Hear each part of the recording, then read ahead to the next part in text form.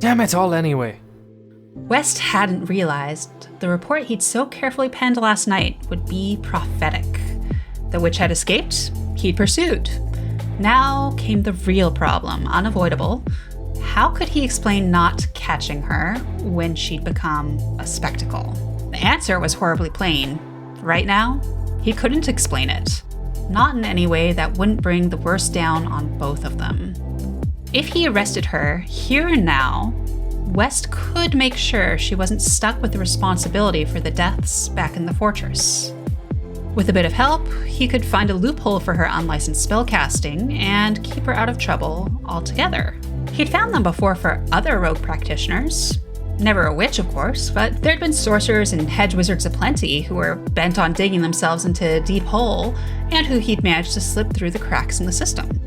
If he bent his head to it, he knew he could find something.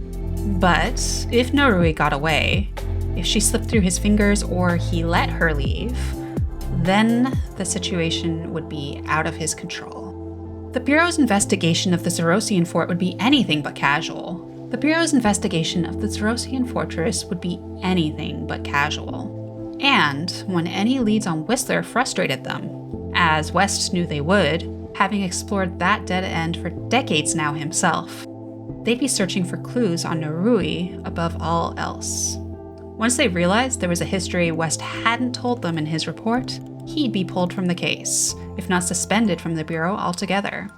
The problem of the rogue witch would be handed to a different investigator, and if West wasn't able to pull any strings in who that investigator was, that could be a deadly result for his friend. Narui's best chance at a future with freedom was if West detained her now.